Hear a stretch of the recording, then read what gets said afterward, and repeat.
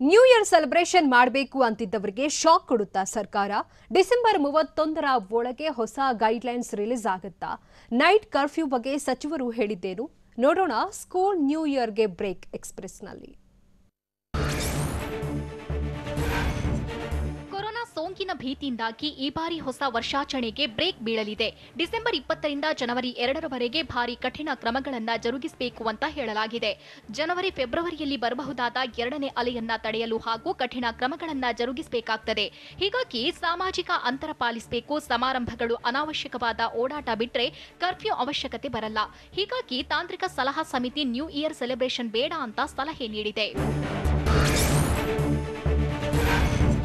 ಹೊಸ ವರ್ಷಾಚರಣೆಗೆ ಬೇಡವೆಂದು ತಾಂತ್ರಿಕ ಸಲಹಾ ಸಮಿತಿ ಸಲಹೆ ನೀಡಿದೆ. ಆದರೆ ಈ ಬಗ್ಗೆ ಸಿಎಂ ಜೊತೆ ಚರ್ಚಿಸಿ ತೀರ್ಮಾನ ತೆಗೆದುಕೊಳ್ತೇವೆ ಅಂತ ವಿಧಾನಸೌಧದಲ್ಲಿ ಆರೋಗ್ಯ ಸಚಿವ ಸುಧಾಕರ್ ಹೇಳಿದ್ದಾರೆ.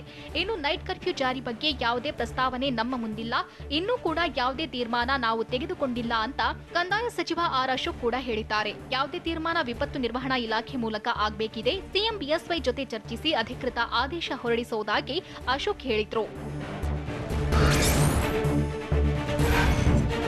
ಬೆಂಗಳೂರಿನಲ್ಲಿ ನ್ಯೂ ಇಯರ್ಗೆ ನೈಟ್ ಕರ್ಫ್ಯೂ ಜಾರಿ ಮಾಡಲ್ಲ ಅಂತ ಆರೋಗ್ಯ ಸಚಿವ ಡಾಕ್ಟರ್ ಕೆ ಸುಧಾಕರ್ ಹೇಳಿದ್ದಾರೆ. ಬೆಂಗಳೂರಿನಲ್ಲಿ ಮಾತನಾಡಿದ ಸುಧಾಕರ್, ನೈಟ್ ಕರ್ಫ್ಯೂ ಬಗ್ಗೆ ಸಿಎಂ ಬಿಎಸ್ವೈ ಜೊತೆ ಚರ್ಚಿಸಿ ತೀರ್ಮಾನ ತೆಗೆದುಕೊಳ್ತೇವೆ.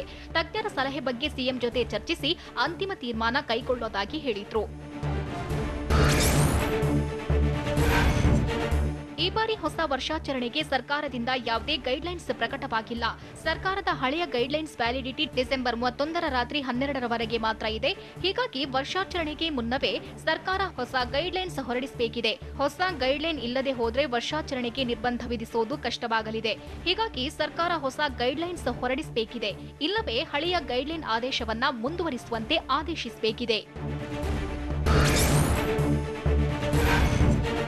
ಸರ್ಕಾರ ಈಗಾಗಲೇ ಹೊರಡಿಸಿರುವ ಗೈಡ್ಲೈನ್ಸ್ ಪ್ರಕಾರ ಒಂದೆಡೆ 200 ಜನ ಸೇರೋಕೆ ಸಮಸ್ಯೆ ಇಲ್ಲವಾಗಿದೆ. ಸದ್ಯದ ಗೈಡ್ಲೈನ್ಸ್ನಲ್ಲಿ 200 ಜನ ಸೇರೋಕೆ ಅವಕಾಶವಿದ್ದು ಸಾಮಾಜಿಕ, ಧಾರ್ಮಿಕ, ಕ್ರೀಡೆ, ಮನರಂಜನೆ, ಶೈಕ್ಷಣಿಕ, ಸಾಂಸ್ಕೃತಿಕ ಕಾರ್ಯಕ್ರಮಕ್ಕೆ ಜನ ಸೇರಬಹುದಾಗಿದೆ.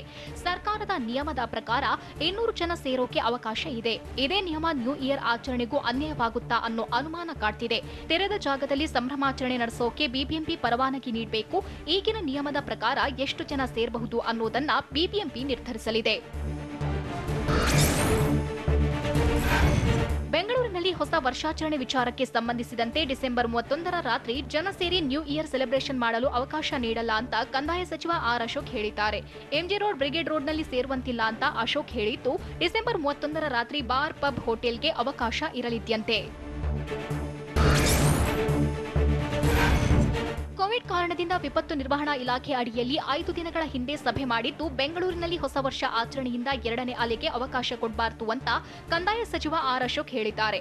ಹೀಗಾಗಿ ಬೆಂಗಳೂರಿನ ಎಂಜಿ ರೋಡ್, ಬ್ರಿಗೇಡ್ ರೋಡ್ ಮತ್ತು ಇತರ ರಸ್ತೆಗಳಲ್ಲಿ ಆಚರಣೆ ರದ್ದು ಮಾಡಬೇಕು ಅಂತ ಸಿಎಂಗೆ ಮನವಿ ಮಾಡ್ತಿದ್ದೇವೆ ಅಂತ ಅಶೋಕ್ ಹೇಳಿದ್ರು. ಬೆಂಗಳೂರಿನವನಾಗಿ ಈ ವರ್ಷ ರದ್ದು ಮಾಡಬೇಕು ಅಂತ ನನ್ನ ಅಭಿಪ್ರಾಯ.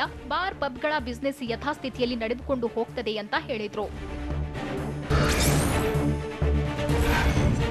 ರಾಜ್ಯದಲ್ಲಿ ಕೊರೋನಾ 2ನೇ ಅಲೆ ಬರುವ ಸಾಧ್ಯತೆ ಇದ್ದು ಆಘಾತ ನೀಡುವ ಸಾಧ್ಯತೆ ಇದೆ. ಜನವರಿ ಅಥವಾ ಫೆಬ್ರವರಿಯಲ್ಲಿ 2ನೇ ಅಲೆ ಬರಲಿದೆ ಅಂತ ಆರೋಗ್ಯ ಸಚಿವ ಡಾಕ್ಟರ್ ಸುಧಾಕರ್ ಹೇಳಿದ್ರು. ವಿಧಾನಸೌಧದಲ್ಲಿ ಮಾತನಾಡಿದ ಸುಧಾಕರ್, ಇನ್ನು ಮುಂದಿನ 45 ದಿನಗಳು ನಿರ್ಣಾಯಕ ಹಂತವಾಗಿದ್ದು, ಹೀಗಾಗಿ ನಾವು ಕೆಲ ಕ್ರಮಗಳನ್ನು ತೆಗೆದುಕೊಳ್ಳಬೇಕಾಗಿದೆ ಅಂತ ಸುಧಾಕರ್ ಹೇಳಿದ್ರು. ಬಿಬಿಎಂಪಿಗೆ ಚುನಾವಣೆ ನಡೆಸಲು ಹೈಕೋರ್ಟ್ ಆದೇಶಿಸಿದೆ. 1 ತಿಂಗಳೊಳಗೆ ಮೀಸಲಾತಿ ಅಧಿಸೂಚನೆಗೆ ಆದೇಶ ಮಾಡಿ ಮೀಸಲಾತಿ ಅಧಿಸೂಚನೆ ಹೊರಡಿಸಿದ 6 ವಾರಗಳಲ್ಲಿ ಚುನಾವಣೆ ನಡೆಸಬೇಕು ಹೈಕೋರ್ಟ್ ಹೇಳಿದೆ. ಜೂನ್ 2020ರ ವಾರ್ಡ್ ಪುನರ್ ವಿಂಗಡಣೆಯಂತೆ ಚುನಾವಣೆ ನಡೆಸಬೇಕು. 198 ವಾರ್ಡ್ಗಳಿಗೆ ಚುನಾವಣೆ ನಡೆಸಲು ರಾಜ್ಯ ಸರ್ಕಾರಕ್ಕೆ ಹೈಕೋರ್ಟ್ ಆದೇಶಿಸಿದೆ. ಬಿಬಿಎಂಪಿ ಚುನಾವಣೆ ನಡೆಸುವಂತೆ ಆಯೋಗಕ್ಕೆ ನಿರ್ದೇಶನ ನೀಡಿದ್ದು, ಮಾರ್ಚ್ ತಿಂಗಳಲ್ಲಿ ಬಿಬಿಎಂಪಿ ಚುನಾವಣೆ ನಡೆಯುವ ಸಾಧ್ಯತೆ ಇದೆ.